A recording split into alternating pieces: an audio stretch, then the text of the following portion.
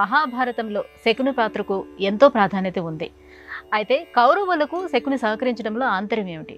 శకుని కౌరవులకు సొంత మేనమామ. అతడికి కౌరవుల పట్ల ద్వేషమే కానీ పాండవుల పట్ల ద్వేషం లేదు. కారణం ఏమంటే ఈ దుర్యోధనుని యొక్క జనన విషయంలో ఆ దుర్యోధనునకు ఆ తల్లి పట్ల, తల్లి యొక్క తండ్రి పట్ల, తాతగారి పట్ల కూడా ద్వేషం ఏర్పడింది. ఆ ద్వేషాన్ని తీర్చుకోవటం కోసం తాతగారిని, తన మేనమామలను బంధించాడు అతడు దుర్యోధనుడు. బంధించి వాళ్లకు ఆహారం కూడా అందకుండా రోజుకి ఒక్క ముద్ద మాత్రమే వేసేవాడు. నేల మాళిగలో ఉంచాడు వాళ్ళని, తాతగారిని మేనమామని కూడా. ఆ తాతగారు ఆలోచించాడు, మనం కర్తవ్యాన్ని అనుసరించి, ధర్మాన్ని అనుసరించి చేయవలసిన కర్మను చేశాం. దాన్ని తప్పుగా భావించినటువంటి ఈ మూర్ఖుడు మనల్ని బంధించాడు. ఎలాగైనా ఇటువంటి మూర్ఖుడైనటువంటి వాడు భూమి మీద ఉండడానికి వీర్లేదు. అజ్ఞః సుఖమారాధ్యతే సుఖతరమారాధ్యతే విశేషజ్ఞ జ్ఞానలవ దుర్విదగ్ధం బ్రహ్మాపి నరం నరంజయతి అని సూత్రం.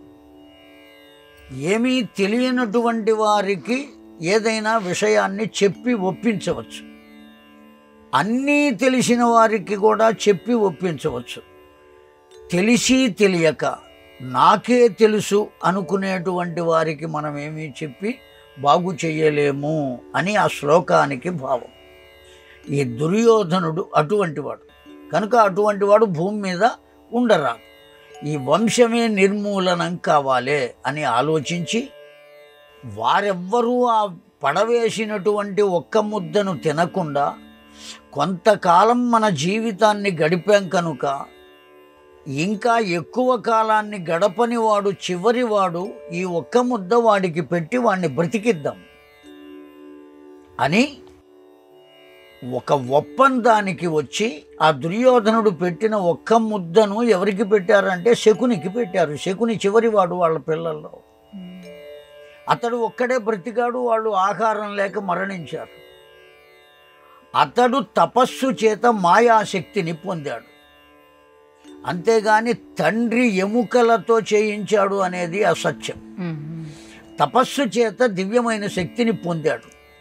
పొంది తద్వారా కౌరవుల పక్షాన చేరి పాండవులకు కష్టాన్ని కలిగించి, అసలు ఆగ్రహమే లేని వాళ్లకు విపరీతమైనటువంటి బాధను కలిగించి వారి ద్వారానే ఈ కౌరవులను సంహరింపచేయటం కొరకు కౌరవుల పక్షాన చేరాడే తప్ప కౌరవుల పట్ల ఉండే ప్రేమతో మాత్రం కాదు. పాండవులంటేనే అతడికి చాలా ఇష్టం. ఆ కారణం చేత ఆ పాండవులకు క్రోధం కలగాలి, కల్పించాలి. అలా కల్పించడం కోసం ఎంతవరకు చేయాలో అంతవరకు చేశాడు. ఆ చేసినటువంటి కర్మలలో దుర్యోధనునకు ఏ విధమైన సందేహము కలగకుండా చేశాడు. అందువల్ల మనకు కౌరవ పక్షంలోనే ఉన్నట్టుగా అనిపిస్తుంది, కానీ వాస్తవానికి అతడు పాండవ పక్షపాతి. పాండవుల చేత కౌరవ వంశాన్ని నిర్వంశం చేయటం కోసమే అతడు ప్రయత్నం చేశాడు. కనుక ఆ పక్షంలో ఉండటంలో ఏమీ ప్రత్యవాయం లేదు, సందేహం లేదు.